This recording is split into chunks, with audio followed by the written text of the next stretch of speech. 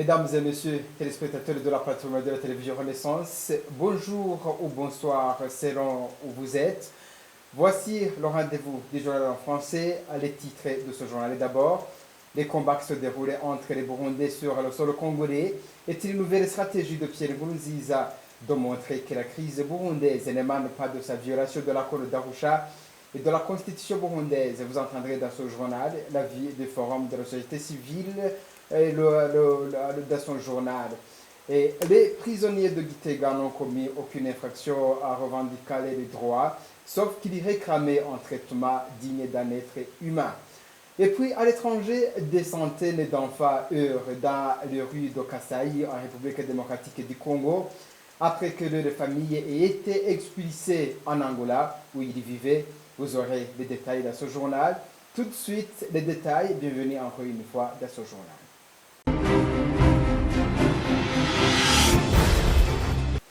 Les Burundais devraient comprendre la logique du président burundais Pierre Nkurunziza de mener la guerre entre les Burundais en envoyant des miliciens Imbonerakure FDLR au Congo pour combattre le mouvement des Tabara. Selon le secrétaire exécutif du Forum pour le renforcement de la société civile, il s'agit pur et simple de sa manière de montrer que les problèmes se trouvent ailleurs et pas au Burundi, alors que depuis 2015, il s'est autoproclamé président en dehors de toute réglementation nationale. Suivez Ernest Nkurunziza, il est secrétaire exécutif du FOSC. On apprend que des Burundais militaires des Burundais Imbonerakure, que des Burundais rebelles sont morts dans ce pays. Vraiment, il faut déplorer des morts qui s'ajoutent à d'autres morts que le pays a déjà enregistrées. C'est la question qui se pose, c'est de savoir au nom de qui, au nom de quoi ce retour à la violence au Burundi. Bon, c'est une stratégie adoptée par Pierre Nkurunziza pour montrer que, ou pour régionaliser la crise. Il veut régionaliser la crise, et il veut impliquer des étrangers, il veut impliquer, vous voyez par exemple qu'il a impliqué les Interahamwe, maintenant il est en train d'impliquer des Congolais dans la guerre burundo-burundaise. Une façon, en fait, de montrer, de toujours manipuler l'opinion pour montrer aux Burundais que ce n'est pas lui le problème, que le problème est à l'étranger, que le problème est ailleurs. C'est ça la stratégie de Nkurunziza. Une chose que les Burundais devraient savoir, c'est que Pierre Nkurunziza n'est pas le Burundi. C'est simplement ces manipulations de dire que ceux qui s'opposent à ce régime sont les ennemis de la nation. Encore une fois, Ernest Nkurunziza. Pierre Nkurunziza, dans toutes les descentes qu'il fait à l'intérieur du pays, dans les communes, etc., il montre que l'ennemi premier, que c'est le Mututsi, que l'ennemi premier est l'opposant du CNDD-FDD, que l'ennemi premier est le Rwanda, que l'ennemi premier est l'étranger, et l'auberge, et la France, et l'ONU, etc., etc. Mais en réalité, il faut que les Burundais comprennent les enjeux qui sont derrière cette guerre que Pierre Nkurunziza est en train d'imposer au peuple burundais. Les enjeux, ce sont lesquels? Est-ce que Nkurunziza est en train de combattre, en train d'imposer une guerre de libération des Burundais? Ça, c'est une question. Est-ce que la guerre que Nkurunziza a menée après, par exemple, la mort d'Ondadaye, pour moi, cette guerre était justifiée parce qu'il était en train de lutter, de combattre contre la dictature, et il était en train de chercher la démocratie. Mais aujourd'hui, quelle est la nature de cette guerre que Nkurunziza est en train d'imposer au peuple burundais? L'ennemi, l'opposant de Nkurunziza, du régime de Nkurunziza, n'est pas l'opposant du peuple burundais.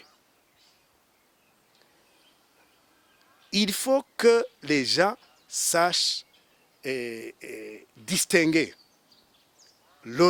Pierre Nkurunziza et le peuple burundais et la société burundaise. Il ne faut pas alors il faut que les gens comprennent que Nkurunziza ne fait que manipuler l'opinion en montrant que l'ennemi se trouve ailleurs. J'ai parlé avec quelqu'un, un Burundais, qui a compris finalement ce qui se passe au Burundi. Vous savez ce qu'il m'a dit? Il m'a dit, l'ennemi du Burundi, c'est ce prétendu élu qui ne sait pas défendre les intérêts des citoyens burundais. Et cet ennemi, c'est Pierre Nkurunziza et son régime qui tue, qui viole, qui impose des malheurs au peuple burundais, qui conduisent le pays dans le gouffre de la violence, de la mort et de la pauvreté.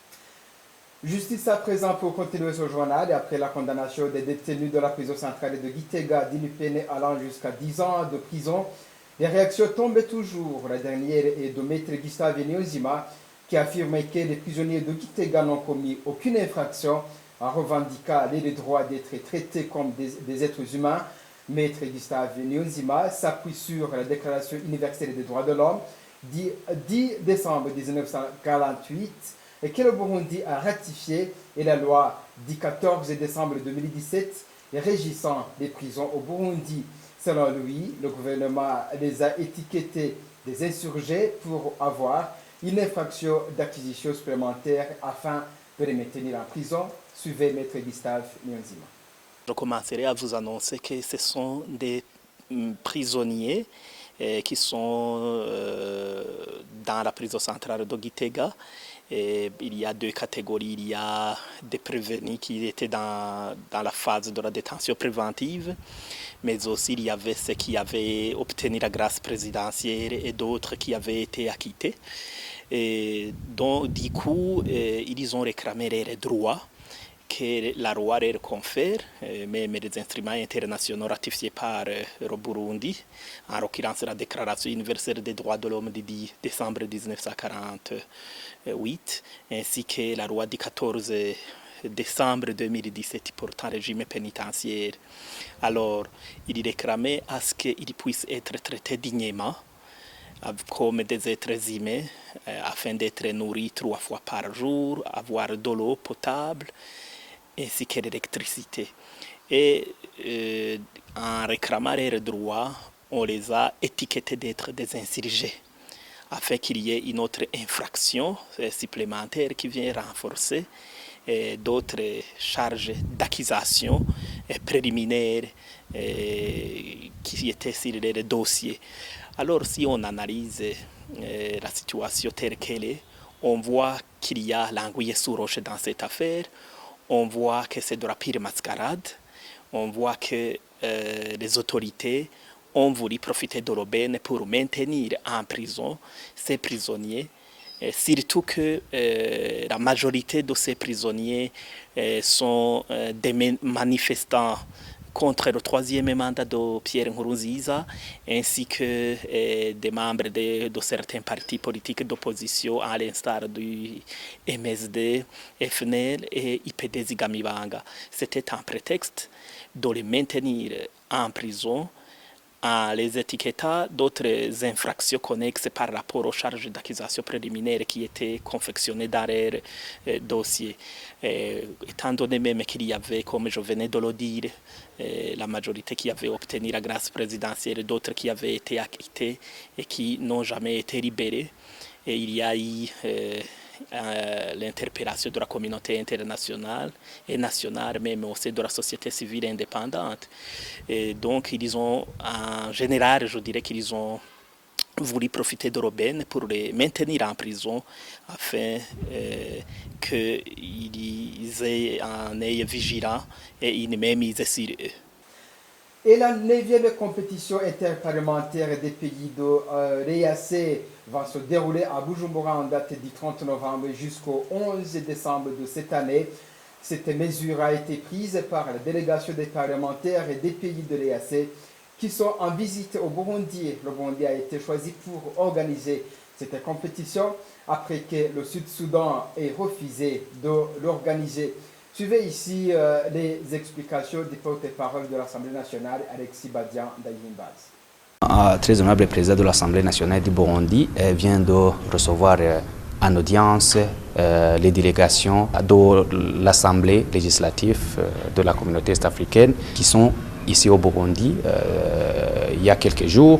Ce sont des délégations qui ont été envoyées par les parlements respectifs pour procéder à la préparation de la 9e compétition des Jeux interparlementaires de la communauté est-africaine qui vont se dérouler au mois de décembre ici au Burundi.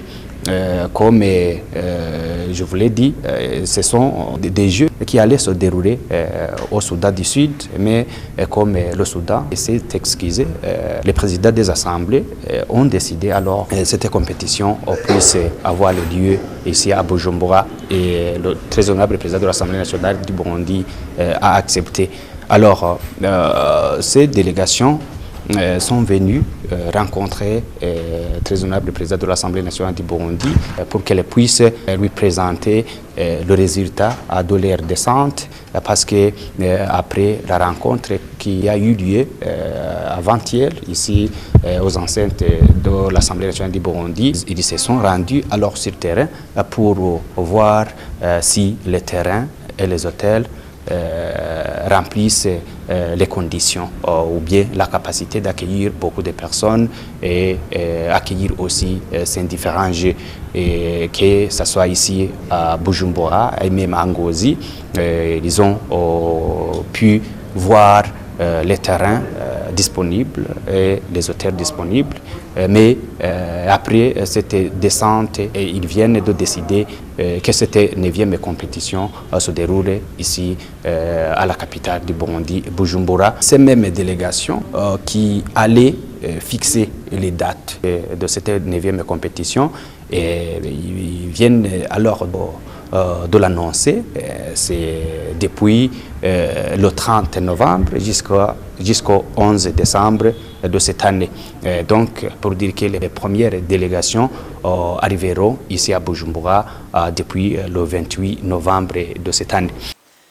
Avant de clore ce journal, à l'étranger, des enfants congolais âgés entre 4 ans et 12 ans heurent dans la province de Kasaï, en République démocratique du Congo.